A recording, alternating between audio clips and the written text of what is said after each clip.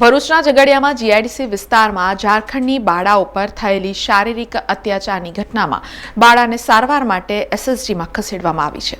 ઝઘડિયામાં GIDC વિસ્તારમાં ઝારખંડની 10 વર્ષની બાળા ઉપર થયેલી અત્યાચારની ઘટનામાં ગંભીર રીતે ઇજાગ્રસ્ત બાળાને વધુ સારવાર માટે વડોદરાની સયાજી હોસ્પિટલ ખાતે ખસેડવામાં આવી છે, જ્યાં સયાજી હોસ્પિટલના બાળરોગ વિભાગમાં સગીર દીકરીની સારવાર ચાલી રહી છે।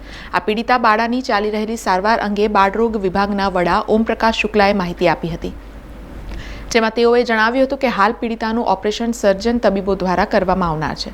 તેને હાલ ઓક્સિજનની જરૂર પડી રહી છે અને તેની યોગ્ય સાર સંભાળ રાખવામાં આવી રહી છે।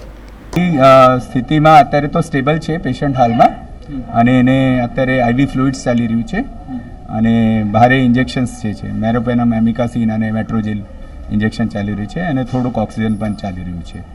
ઓપરેશનની જરૂર પડી? હા, એને અત્યારે ઓપરેશનની જરૂર છે, કેમ કે જે પેટમાં છે ત્યાંથી બાઇલ આવી રહ્યું છે, એટલે ફરી સર્જન જે લોકોએ છે એ લોકોએ ડિસાઇડ કર્યું છે કે એને ફરી ઓપરેશનમાં લેવું। સર, ડેન્જર કે આઉટ ઓફ ડેન્જર છે? શું તમારી મેડિકલ? નહીં, that we cannot say, okay, the treatment is only in our hands, okay, rest is in the hands of God, but we are trying our level best. સમાચારોના સતત update માટે TNN ન્યૂઝને YouTube પર subscribe કરી bell icon press કરો અને અમારી સાથે જોડાયેલા રહો Facebook, Instagram અને Twitter ઉપર।